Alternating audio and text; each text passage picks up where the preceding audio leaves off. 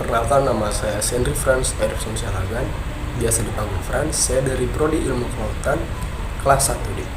Jadi di sini saya ingin menjelaskan dan mempresentasikan tentang penggunaan bahasa baku yang benar dalam bermedia sosial. Bahasa sendiri merupakan alat komunikasi utama dalam kehidupan kita sebagai manusia. Di era digital sekarang, media sosial itu menjadi ruang terbesar untuk kita berinteraksi dan bertukar informasi. Namun biasanya penggunaan bahasa yang tidak sesuai dengan kaidah yang baik dan benar itu seringkali menimbulkan masalah teman-teman, seperti salah paham sehingga menurunkan citra para pengguna dalam bermedia sosial. Jadi oleh karena itu penting bagi kita untuk memahami dan menerapkan penggunaan bahasa dengan kaidah yang benar dalam bermedia sosial supaya komunikasi kita tetap jelas, benar, sopan, dan bermakna. Bahasa baku merupakan bahasa dengan ragam bahasa Indonesia yang sesuai dengan kaidah atau aturan yang resmi teman-teman, mau itu dalam pengucapan ataupun dalam penulisan. Nah, bahasa baku ini biasanya digunakan dalam situasi formal atau situasi yang resmi, seperti dalam penulisan surat resmi, dalam pendidikan, ataupun dalam berkomunikasi di media sosial yang bersifat informatif atau profesional. Dan ciri-ciri bahasa baku itu seperti ini ya teman-teman.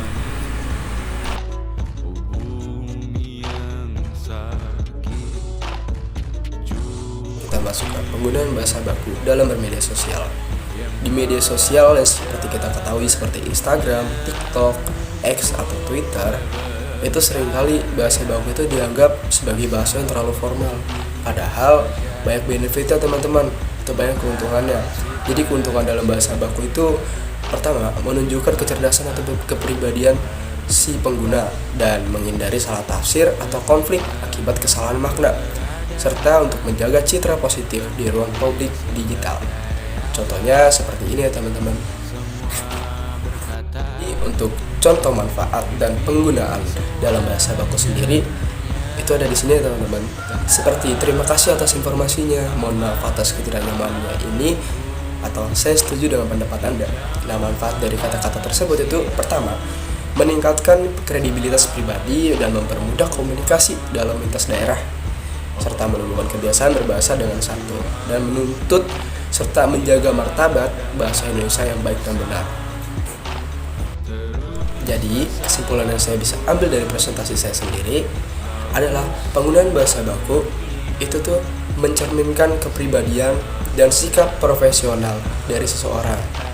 Di dalam media sosial yang sekarang itu berkesan sangat cepat dan bebas, bahasa baku itu bukan berarti kaku ya teman-teman.